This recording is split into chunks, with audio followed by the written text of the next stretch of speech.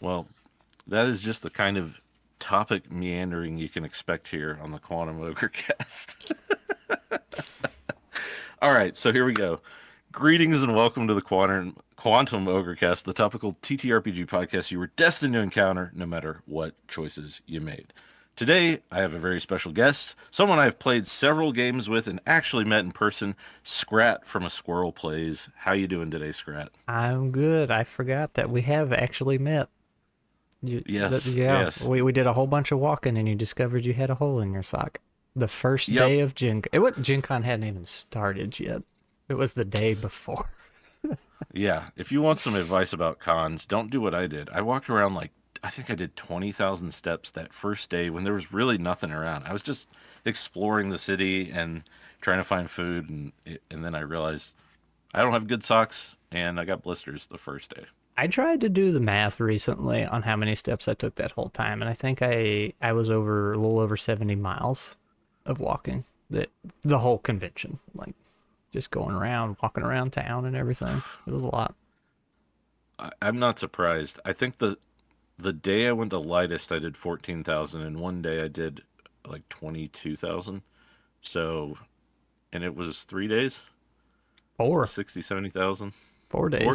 Thursday, Friday, 80,000? I Saturday, don't know. Sunday. And then the day we were there before, but it was like end of the day by the time we got there. So Just take good socks and shoes. Don't do what I did. But yeah, so today we're going to get into a couple of TTRPG topics. I think we're going to talk a bit about like game mastering, prep, adventures, and you know, how much do you prep, how much do you not? What are some GMs good at? What are there others not good at? And then we're going to talk a little bit about some games that we are writing, Nuts and Seven Delving Sins. So we'll get into that in a minute. But first, I want to talk about your book. You have written a fantasy novel, yeah. and I did not know this until we set up this interview. So, talk about your book for a second. Oh, geez. You think that's the elevator pitch I should know by heart, but I really don't. So it is. If you could explain it in a very stereotypical tropey fantasy way, it's like, oh yeah, humans and elves, and one of them's a hybrid, but um technically that is the story. It follows Bashkim, name of the book. That's the guy you follow, and he is a hybrid. He is half elf, which I call Eshens in this story, and half human. There's a lot of tension, for lack of better words, between the two. There's two capital cities basically. They're not at war, but they don't like each other, and they're like, "We'll stay over here, you stay over here," and which means the hybrids are not well liked. So it starts off, he's going up a mountain. You've learned very quickly he has a dragon companion friend because this is fantasy and we like our talking dragons, and she was super fun to write. But they end up getting attacked by this monstrous looking white dragon, which is supposed to be what's on the front. And I acknowledge there is a band going across, but that's like, what's it say? Not for resale. This is my author copy, Mm, just to make sure it printed right. But big okay. nasty guy that shows up. Um, and they're like, where the heck did this thing come from? Like, that's not a normal dragon. And they start investigating, trying to dig up some stuff, and they're finding one secret after another. Turns out the humans and Eshens used to get along, and they fought these dragons a long time ago, but then something happened. And nobody seems to know what. They just conveniently forgot. And you start uncovering more and more things, and turns out basically the devil of that world is involved in all that. Spoilers, I guess. Small spoiler. But it's Oh, you got to get them hooked, right? yeah. It goes from, it takes the tropiness and then takes it its own direction, and it makes it much more serious. And hopefully you'll learn a thing or two reading it. That's the goal, is to have a fun story that you can kind of apply to your real life. Obviously, we don't have dragons, but we have tension between people. Well, I think I heard maybe it was Brandon Sanderson say in an interview, the best thing about fantasy is that you can tell all the normal stories you could tell in any book, but you can also have dragons. They're great. So, And this you know, is my goal here is I have a bunch of stories that I've written, they're sitting on the back burner and that I want to polish up and publish, but they all take place in the same universe. So that's why it says a Kesho Knight legend right there. Kesho Knight Mm. is the driving technology factor in this world, and that this is the book it gets discovered. So like the next one I'm working on is like thousands of years later, and the tech is completely changed. And then the one I'm going to write after that is probably several hundred years before that one. So they're going to bounce around, and you don't have to read them in any kind of order. You can just pick it up and read Cool. it, and you might recognize names and locations. You'll be like, oh, that's that place over there. So I So know correct that me if I'm wrong, but it almost sounds like some sci fantasy elements. excuse me. Yeah, it's I started off in science fiction, so there's Cool. the influence is there, but it is very much fantasy. It just the tech is very well explored, I'll say. So Awesome. Well, dude, congrats for successfully publishing a book. That is no small feat. So it's a lot. that's awesome. And speaking of fantasy and publishing things, and we're gonna get into some topics about role playing games, but we're also gonna talk first, have a more kind of casual conversation.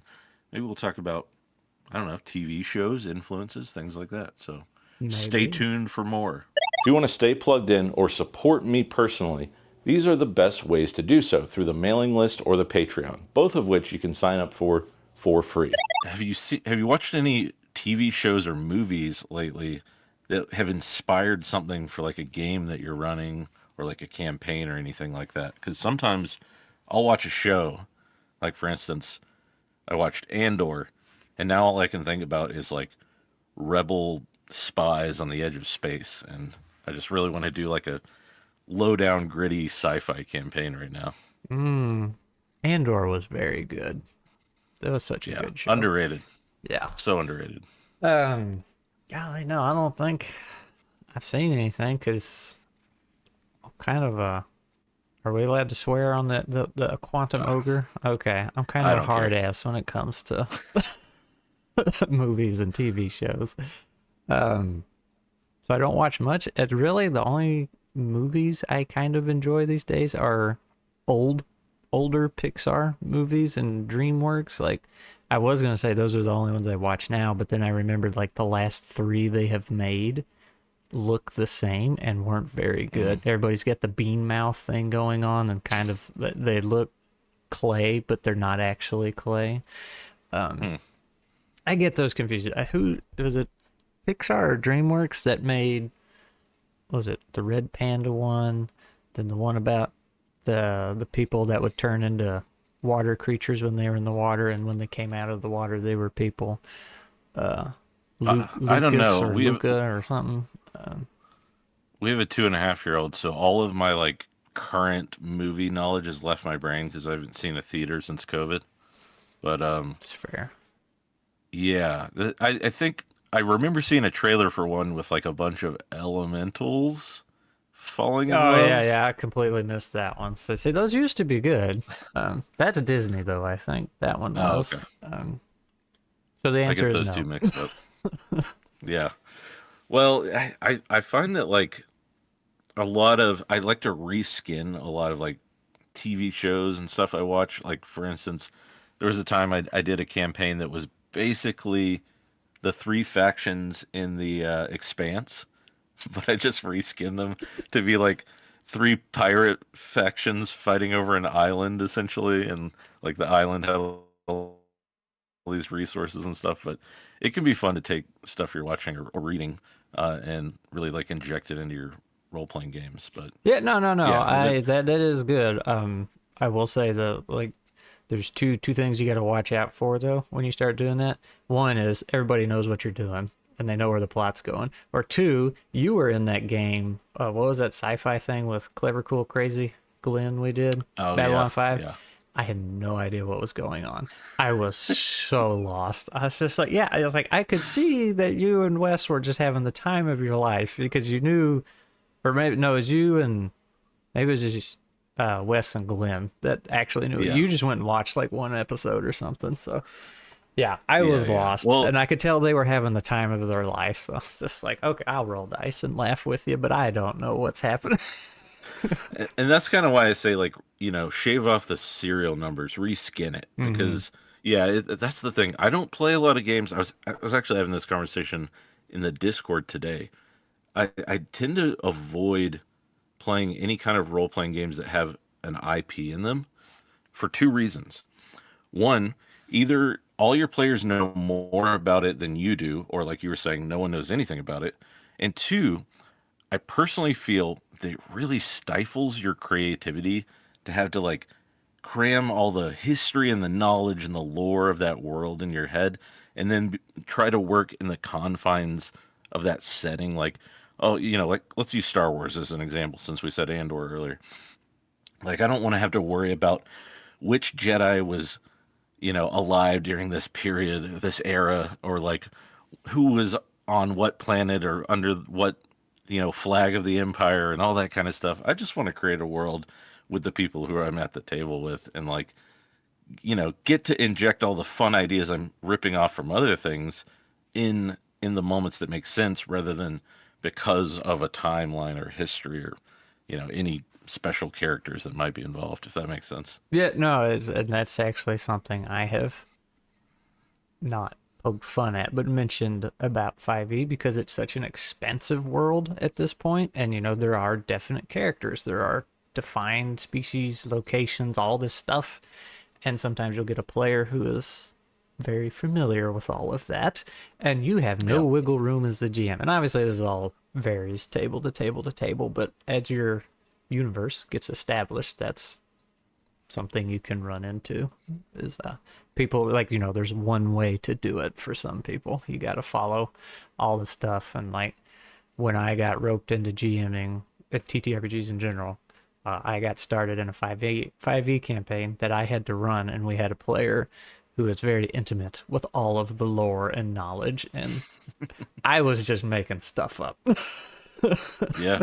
So, No, I'm right there with you. In fact, I played Pathfinder for a long time, but I was like afraid to dip my toes in as a game master with Pathfinder because first edition was very intimidating rules wise. So I jumped into a 5e game. I told everyone we're doing Forgotten Realms because that's what I have the book of. I think it was like Adventurer's Guide to Forgotten Realms or something, whatever the 5e book at the time was. And that's all I had. I had not read a bunch of books. I looked at the Wikipedia, I started a deep dive and pulled myself out and went, "No, this is what I'm going to tell them. This is our version of the Forgotten Realms. Whatever was in the history, whatever Drizzt Do'Urden books you read, yeah, those so do not apply." on that note, when we were getting into this campaign, like I said, no TTRPG knowledge, no D&D knowledge, and I Yeah. got put into this position where I had to run a game or a campaign, not just like one game. As we started getting into it, I started realizing it's like, oh, I read the Dark Elf trilogy like 15 years ago when it was new, pretty much. So when I read it, I was like, wait, Dark Elves, the Underdark? I know this place. So Yeah. when that one player started coming out with stuff, I was like, well, actually, Yeah, yeah, and that's the thing. Especially if you're new to this, that is a lot of pressure to put on yourself as a game master to say like, yeah, let me just go read some books and download thousands of years of history, air quotes here, yeah, uh, of like Forgotten Realms knowledge into my brain just so I can run a couple of sessions that might fall apart of a campaign. So yeah, my advice to anyone out there is just to say, you know what, this is an iteration of this world. It's like we do this in comic books all the time, right? Like this is Earth 616. Well, this yeah, is Forgotten Realms or Faerun 313 or something. yeah. This Well, is not the one you in know.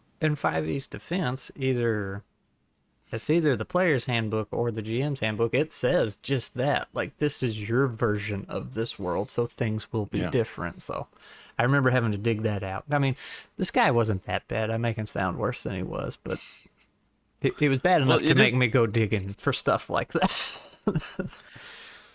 it is a temptation though because you want to, I don't know, as the game master, at least when I first started with the hobby, you want to feel like you have answers to questions, right? Like Right. you don't want to get to the table and somebody goes, hey, who are the gods in this world? And you're like, um, Steve and Steve O are the two big ones, I think. And so I think we like pretend like we have all the answers right away, and I think maybe because of like all the stuff we see online, because there are lots of like actual plays and stuff now. But I feel like really we should be able to be honest and just say like, I don't remember this, you know, textbook size list of names.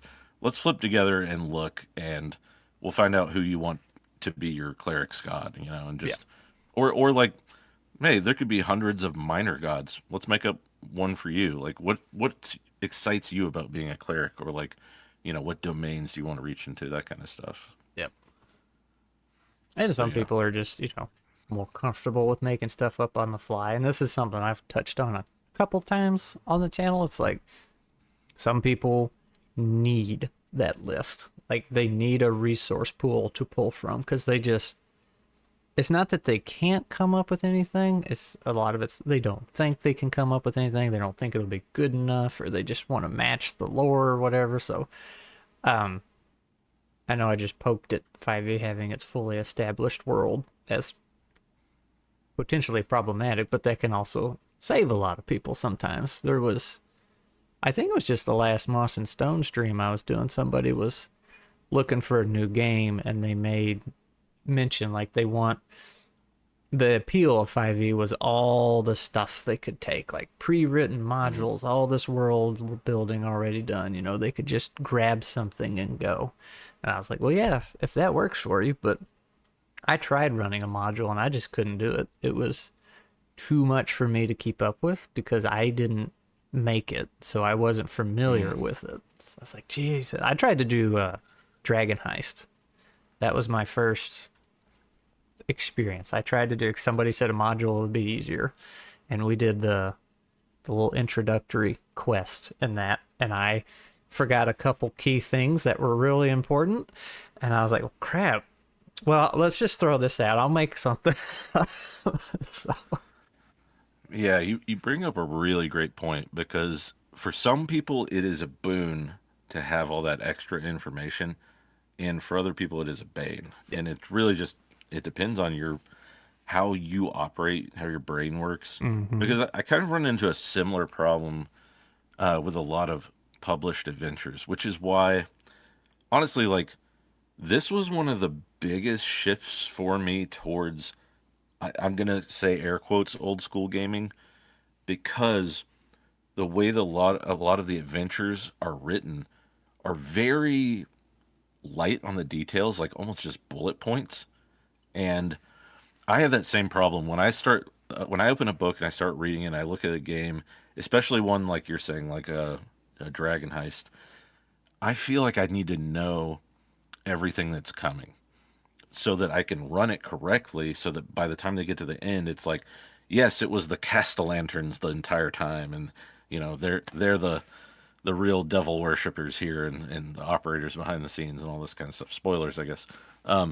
But there's something freeing about taking just the base of an adventure, especially if it's that kind of old school adventure that's like I'm saying, it's like written really like a bullet point style or really simply, and saying like, okay, I'm gonna plug this into my world and I'm gonna make it make sense, and I'm gonna put my own characters in there because I'm that same way. I have that authorial I don't know, hesitancy to change what's written there, and I feel like I have to write or run that adventure to a T.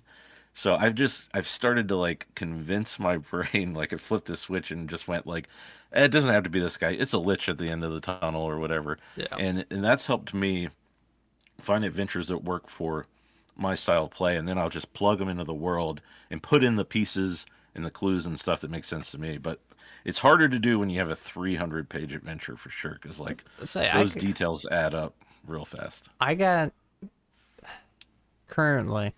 I guess that's my opinions. Obviously, I'm getting into TTRPGs more and more. They kind of change as you learn new things. But like currently, I have very mixed feelings about adventure modules, because like with Dragon Heist, and then a guy in my server just posted his recently. He's like, "Hey, take a look at this," and it's like, "Yep, this is very, very cool. You got this elaborate plot planned out. What do you do if the player goes left instead of right?" It's like Yeah. this whole plot hinges on your party doing what you want, which is to me kind of defeats the purpose of a TTRPG, because you're supposed to be able to. It feels kind of railroady when you're on a module. It's like, okay, you have to do these things, and whereas Scotty's book of quests or whatever, it's just like you're saying, just Yeah. kind of bullet points. Like, here's some points of interest, some NPCs. Then you have so much more wiggle room. The players can go left instead of right, and you just have some objectives versus this elaborate plot like Dragon Heist. I think there was 4 bad guys or Yeah. BBGs that Seasons. yeah, and you could change up who did what, and everybody's points, almost like a who done it kind of thing. And the guy that posted something, I was just reading through one scene, and it's like, yeah, this is a great story if everybody does their part. Yeah. No, So you've hit on another thing that is like a stylistic GM sort of like style of running the game, like choice. And it is something that I used to do back when I played a lot of 5e. Was I would like have like 2 or 3 paths I thought maybe the players would go down, and whichever one they ended up picking, I like followed that one, and then 2 or 3 more paths. But it was a lot of work, and it led to really intense burnout as a game master. yes. I spent like I want to say 2 years running a campaign that way, and it got to the point of earth-shattering events, and I think then COVID killed it, which was kind of a blessing, honestly, in a way, Yeah. because it led me to some other modes of play.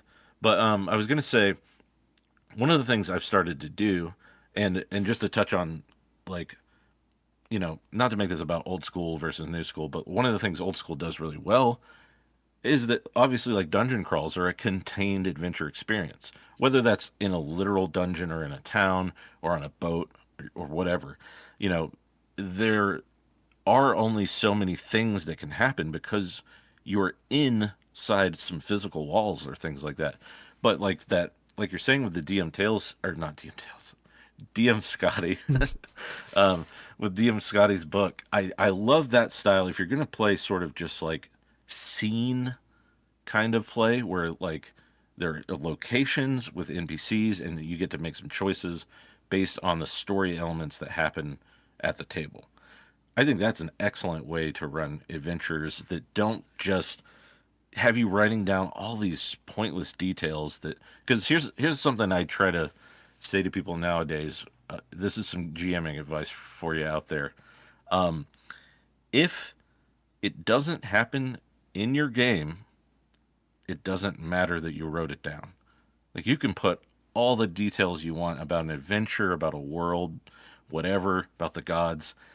If your players never interact with it or don't discover that clue or any of that stuff, you've kind of sort of wasted some time on that, Like sure it lives in your head and you can bring it up in the moment if it presents itself, but that's where it's like just do bullet points and try to have some emergent storytelling based on what your players do. Or like here's a great example. We played a game with Peter from Tales from Elsewhere. That's a location based adventure. We know that we're going to that location. We know that we're going to interact with the things and the characters that are there. Those events are going to unfold. Now we made choices, and those choices change the outcome of the adventure. But location based adventures are a great way to ensure that your prep doesn't go to waste and that you can continue the story the next time from the choices that were made there. Yeah. Sorry, that was a lot. I No, was no, no, rambling, no, no, but no. That's fine. I was also kind of off of another thing, is that what we're talking about modules almost feeling railroady. It also depends on the system. Like I would be yeah, I feel like something like Easy D6, Nuts, or even Tales from Elsewhere, something a little lighter, is going to feel less railroady because you don't have to railroad so hard versus, and not to pick on 5e, but like 5e has some spells that can really break a story. Like Speak with Dead, that can just, you know, and that's Yeah. when you were talking about all this stuff you prep for, all these various scenarios and outcomes. Like you have that huge spell list you have to deal with. That players can just snap their finger and make something happen for them. And I know you and DM Tales are either going to get into this one or already did, but old Grognard says, that's a YouTube channel, he got a video a while back that kind of went mini viral for him, and it Mm. was why nobody wants to GM anymore. And it's like 8 minutes, I think, and he hits it right on the head. It's about D&D GMing and why it's not as enjoyable as it should be versus being a player in it. So that's what Yeah. can make the modules feel so railroaded depending on your system. So, Yeah, and it is one of the things that's like it's hard to quantify because there are so many ways to go about adventure design, adventure prep, GM style, whatever you want to, whatever umbrella you want to put that under, you know, how you prepare for a game as a game master does depend on the several factors, like you're saying. And like the more complex that game is, the more rules that you have to take into account. Like, you know, we don't have to pick on 5e. I can say Pathfinder First Edition. I didn't even ever run it as a game master. I was so intimidated by creating a villain because it was on the same level as creating like a level 20 character for me. You know, I was picking feat trees. Anyways, not to get too lost in the analogy here, but point being like if you have all these factors to take into account every time you sit down before your next game, you know, it's going to knock some people out of being game masters because they're going to say like this is so much work when really there are lots of avenues to play. And it can be the system, it can be modules, it can be just sitting down being creative, which is, you know, eventually the route I took, you know, just to give one more example in this while we're talking about this subject. You know, I built an island crawl, right? Which was basically a point crawl. I didn't want to worry about hexes. I just wanted to say, when you get to this island, you know, this location has these things seeded in it, these NPCs, these storylines. mm-hmm. How you interact with them decides what's going to be the next island. And then I just went out from there. I didn't plan more than maybe a session or two ahead, and that was my GM style after the 5e fiasco died out.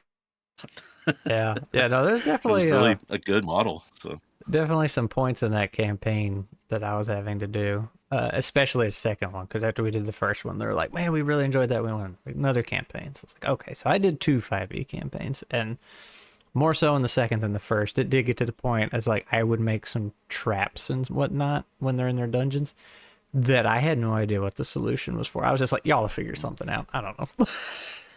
So, I am yeah, confident in your ability. And they always did. and maybe that could bring us into the next kind of subject, which is like GM strengths and weaknesses. Because I think I have the tendency to just tell people, you know, write down a couple of bullet points and make it up as you go, because that works for me. But I definitely know that there are those people that intimidates the hell out of them, and they're like, "Yeah, I can't do that. I need to write as many details as humanly possible." Oh, yeah, that's me. I know all I need is a Mm. couple bullet points and that it will be okay, but I'll sweat it and I'll sweat it. And one thing I run into, and I haven't done a campaign and I don't know when. It's been years since I ran one or even really been in one. Unless you count the Pathfinder one I was helping Jacob with, but I was just kind of there to swing an axe because they lost a player. So, um, I try to the writer brain will come into play, and it's like, oh, I want this elaborate story like those modules I was just poking fun at, but like I can't do that. That's too much for a one shot. Like we're just here to roll dice, go through the dungeon, and then I will sweat trying to make every single room of the dungeon mean something and put little hidden Hmm. things in there. And it's like, is this interesting enough? Is this good? Is this too many fights? You know, and then I'm only shooting for 2 hours because 9 times out of 10, it's going to be streamed and we got a tight window to work with. So my one shots always end up being too long. Yeah, well, same here. But yeah, one way I found that I started to combat this issue of wanting to be overly detailed was that I started to find games or resources kind of like, Knave 2E that has like a lot of tables and stuff that have like almost Spark table like ideas built into them. And I'd keep one by me when I'm prepping and when I'm playing. And I would either roll a couple of times and combine some results and think like, this is kind of a weird but interesting idea, and cram them together and like put that in an empty room, like you're saying. Or even in the moment, maybe something wasn't as interesting to interact with, so I'll roll one more time and be like, well, there also is this glowing sword in the corner stuck in this corpse, you know? And then like, again, this is me being improv heavy, but Yeah. I make something up off the fly and then tie it to this character they met at the beginning of the dungeon or something like that. And that's one way I try to save myself from over prepping is to lean on tables, which I didn't used to like. I was really against tables when was running things like 5e. But when you're playing an easy d6 or like a looser system, Mm-hmm. those tables can really inspire something to help the plot move forward or even in a direction you weren't anticipating as a game master, but ends up, being really fun. So, Yeah. And improving in a one shot is one thing. Improving in a campaign, you have to eat that for several sessions later. Whatever you make. Like I had already named a couple NPCs Bob at this point in the first campaign because they're like, "What's his name?" I was like, "I don't know, freaking Bob." So they went to a monastery at one point, and this guy came, greeted him at the door, did his thing, and they're like, asked him his name, and I was like, God dang it! And then it's like, okay, I can't do Bob again. So I was like, it's Ross. It's Ross. It's the Bob Ross. oh, That's Ross, what came to mind. Well, Ross became a very important NPC. naturally. That he was just supposed to be the doorman. So yeah, you gotta be careful improving in a campaign. You know, Actually, you bring up a really good point too, that there is something I'm leaving out, which I would say prep the things that you're not good at coming up with in the moment. That's what you really need to focus your prep on. Like if it's NPC names, by all means, write down 100 NPC names on a list, and then like a motivation and like a general look or something next to them, and keep that ready for when they do run into a random guard, and you don't want it to just be another Bob Ross. That's when you break out something you did prep that you're just like, and, whether it's plot points, dungeon rooms, character names, it doesn't matter. That's the thing. That's the where you should put your time in for your prep. Hey, Ross, he ended up becoming the head of the monastery. He did all right for himself. Good for him. Yeah, man. Speaking of, you were talking about one shots and live plays. We probably have a game coming up, maybe on Black Friday. It sounds like. Oh, yes, with the seven delving sins. Isn't that what you're calling it now? Yes, Yeah. Seven Delving Sins. Thanks to somebody contributed that name. I can't remember quite who, Hey, or really the idea that fueled the name. But I mentioned that in my video that's coming out. The week that we're nice. recording this, I guess it won't be the week that this comes out, but I do a little It may humble be. brag. It's like, yeah, man, I came into Jordan's game and just completely changed his game design for him. You did, and much for the better. It was just a little too clunky. You know how it is when you start designing something and you've got all these different ideas, and I was trying to cram them in all at once. And if the goal of this game was to be really simplistic and easy to run, I needed to just focus on like two or three numbers rather than, five resolutions or whatever it was. But Well, you know yeah, how Nuts has three different game modes? I didn't know that. It does. And that's because I couldn't I've let only go played of one. my ideas. I kept having an idea, and that's why there's that whole page of optional options of optioning. It's like these Mm, are things that were in the game and then weren't working with this other thing, but I didn't want to let it go. So, yeah. No, I feel that, and even while I've been designing games, I've been trying to like separate them into a couple of different games and be like, no, this is for my crunchier game. Then this one goes in the more narrative, loosey goosey rules like game. mhm. And yeah, that's how I've been like dealing with all the ideas that pop in, and not just trying to put them all in one. But Yeah. I got a document of just random mechanics that I've thought of and want to use in something eventually. So, same here. yeah. And that's, that's a good practice too. Whenever you have an idea, just jot it down. Like, um, on the writing side, I got a huge book of just random characters, events, scenes that I think would be cool. And then so many times I've gone back and pulled that out. Like when you get stuck on something you're working Mm, on, you're like, well, let me pull open my big book of ideas I haven't used yet, and you will find the perfect mm, piece that you can just slot right in there. So, and I've told people it's like if you work, I think somebody was working on a story and they felt like it wasn't going anywhere. And I said, that's fine. Do not scrap it. Just put it on the shelf and then go work on yeah. something else. And while you're working on something else, either you may find a spot to use that or you will find the solution for that, what you were missing while you're working on something else. But don't ever scrap anything. Always save it. Yeah, that's really solid advice because I've definitely pulled from games I that are on the back burner that I was working on and reused some aspects of them later on. Speaking of writing games, you yourself have written a game and I'm writing a game. So let's talk for a minute about what it's like writing a game, being a TTRPG game developer because I've played Nuts. It was a lot of fun. Do you want to talk about Nuts for a minute? We could. I actually got a few games in the works, but I suppose we all do, right? So Nuts was. It started off because I was getting frustrated with 5e. Like I said, I got thrust into that, and I feel like this is how most games get started. They're like, "Well, I was unhappy with 5e," so it started Well, we with write the game we wish existed, right? right. That's how it started, and then as I was kind of looking up ideas and stuff, I found EZD6. And I was like, well, that's what I wanted. So I just whoop, threw that. It's like, I'm not wasting time on that. I got what I wanted. So I was playing EZD6 and then it kind of was nibbling at the back of the brain. I was like, oh, let me just see if I can. This would just be a fun little thing for me and my friends to play. And it started out just roll a D12 and tell me what you want to do. That was it. And then I was like, okay, well, we need to limit the D12s.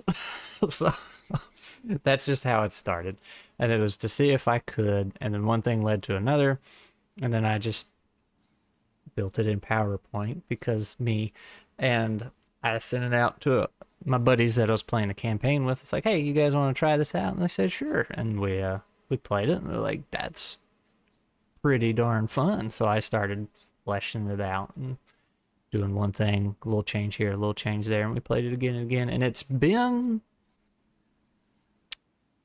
pretty much the same since it started. Like a lot has changed, air quotes, and then nothing has changed at the same time. Like things have gotten refined. Yeah. This mechanic moved over here and then moved over here and then moved back over here again.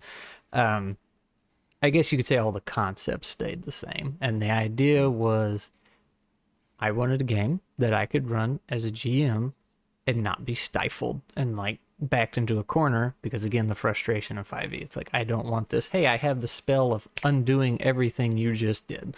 So it was to give the GM a whole bunch of power to run and tell the story they wanted, but also give the players the freedom to do what they wanted. So those D12s I was talking about, the challenge dice, it's like, okay, you can come up with the most absurd, silly, stupidest thing you want to do. I, as the GM, will set the challenge, and you decide whether or not that's worth spending all your dice on. So that Mm. lets me rein it in as the GM.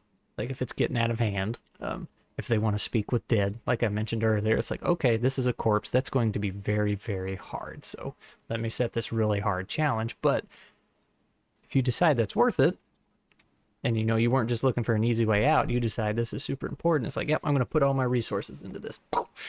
And then, yeah, it kind of balances itself out. And I will admit, it can be a bit of a shift for a lot of GMs. They're not used to that because the GM is constantly adjusting that challenge. Like if things are getting too hard, they can rein it down, bring it down. If things are going too easy, they can rack it up and make things more difficult. They can, and the idea is to always keep the player challenged. Don't let them feel like they're bulldozing. Don't let them feel like they're getting bulldozed. So, and that's hard. And we talked earlier about some people needing that resource, like in the modules and all the pre-built stuff. It's the same way for mechanics and stuff. Like some people have to have monster stat blocks. They just can't do it without it. They have to have it. And there's been a couple people on the server, they're like, there's a page in the manual. It's like, all right, 1 to 12. This is where everything falls. It's up to you to figure out where it is. They're like, I can't do that.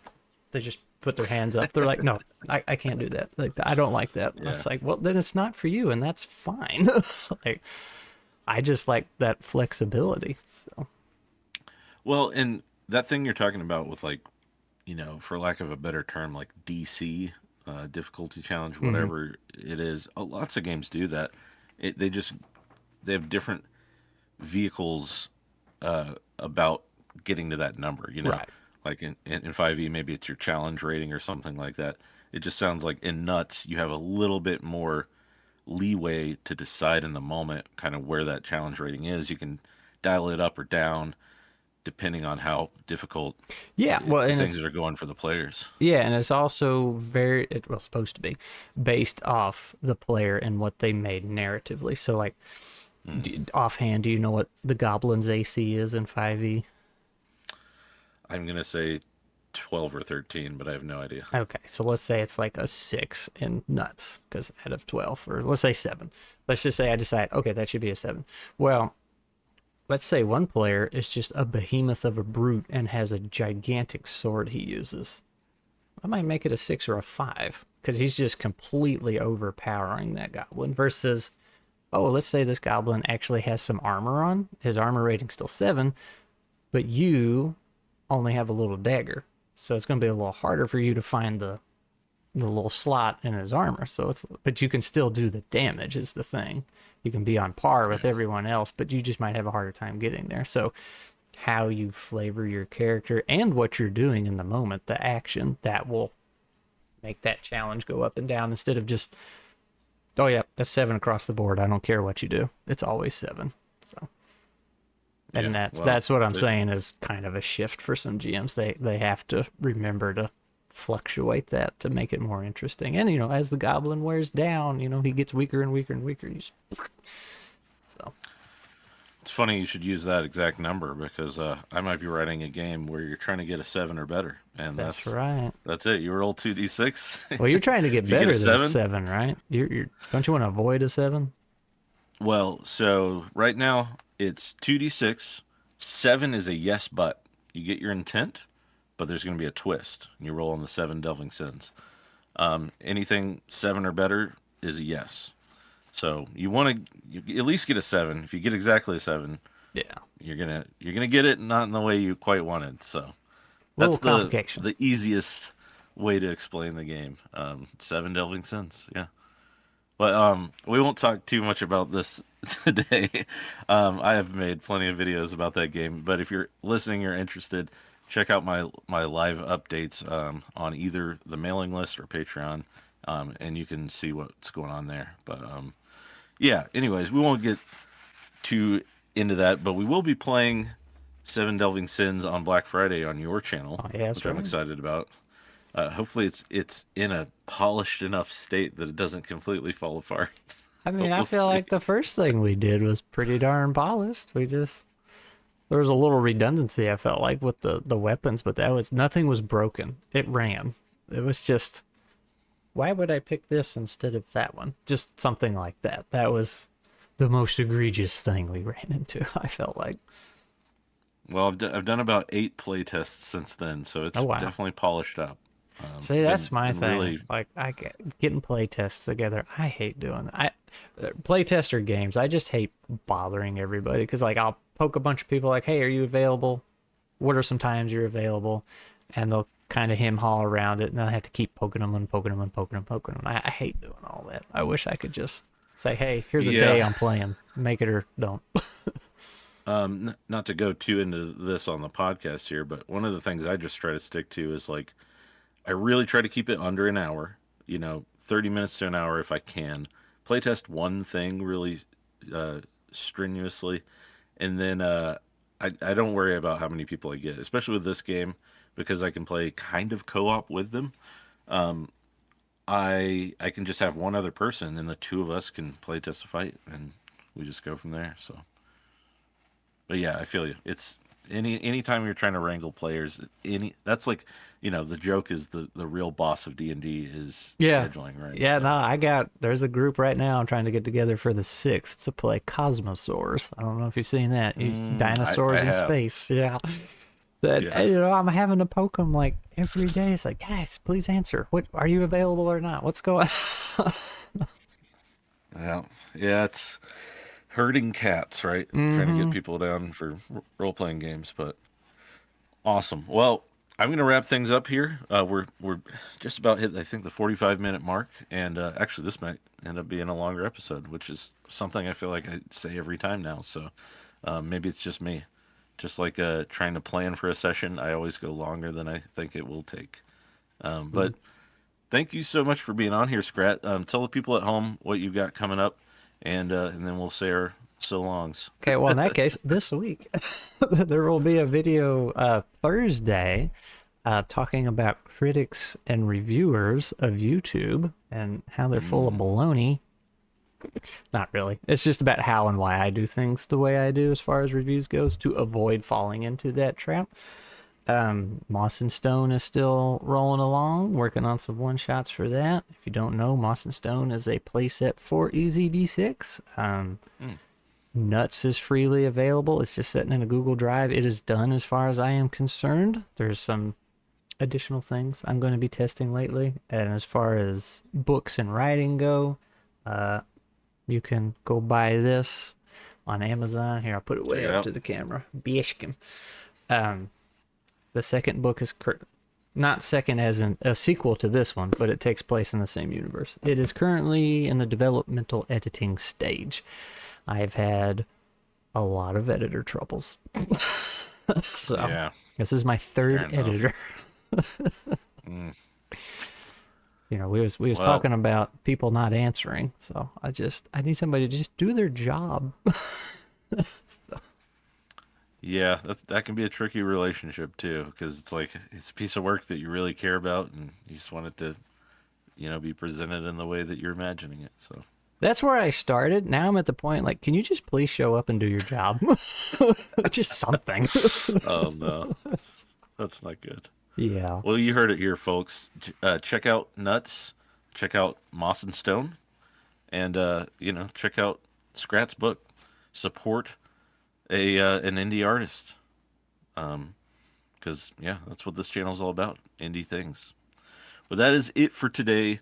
Thank you so much for being here. Thank you guys for listening. And as always, we'll see you next time in the dungeon, no matter what choices you make. If you want to stay plugged in to what's going on behind the scenes or support me more directly, please check out either the mailing list or the Patreon. Because let's be honest, YouTube is not always the best about getting notifications to the people who want to see them, and both of these are absolutely free to sign up. Either one is fine. I'm going to be doing more frequent updates for things like the games I'm developing, announcements for when these things go live, and also more things like giveaways and chances to play games with me directly. Check out either one. I appreciate all the support that you guys give. Thank you so much. Do all the YouTube things. And as always, learn, adapt, and grow. We'll see you next time.